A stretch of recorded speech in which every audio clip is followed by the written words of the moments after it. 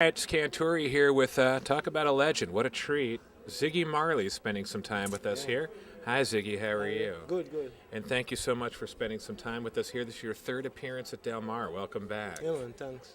And third appearance back, and what is it about the gig? I mean, is it something special out here? Because I'll tell you what, biggest crowd I've seen all year here to see you in the Reggae Fest today.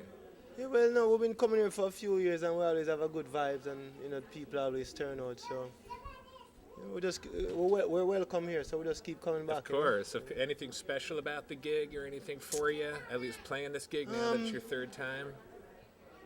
I don't know how to explain it still, but it's a vibes. It's a vibes that it's a different thing about Del Mar. A lot of beautiful people. I can't explain. I don't know if I explain it, but it's a good vibes. Yeah, it's interesting because I was telling the guys not too long ago that my first time experiencing you was back with the Melody Makers over 20 years ago.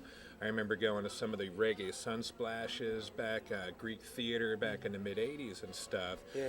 And it's interesting to see how obviously the music carries on today and how relevant the message is, especially in today's times, 2008. And was wondering if you can kind of comment on that a little bit, just as far as the music.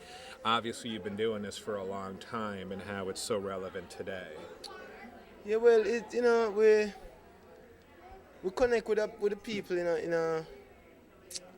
on their core, Sure. on their core, to the core of the people. So I think that's why we can be able to be sustaining what we're doing for so long, and Right.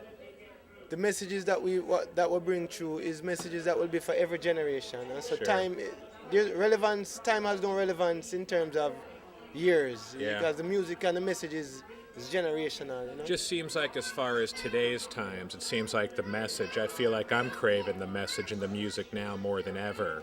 And I don't know if you're feeling that too. Well, always. Always. Even in that time, every time. Every time. I do get it. You always need, I get it. I do get it. It just seems a little more, I understand what you're saying there. Now, as far as some of the charitable stuff that you're involved in, I wanted to talk to you a little about your organization in Jamaica and what you're doing down there to helping with the homeless and the underprivileged there. If you can comment and elaborate, please. Yeah, we have an organization that we formed a few years ago in Jamaica called URGE. It means Unlimited Resources Giving Enlightenment. And we help orphans, mostly like kids, we build community centers, get them medical supplies and help to hospitals and school books. Just very, very simple, basic things, but it's something that we do from our hearts, and we've been doing it from ever since. It's an example that we're following from our parents, from our father, my mother. Is their example that we continue to follow, That's wonderful. And do you spend or you mix up your time between here in the States and Jamaica as well?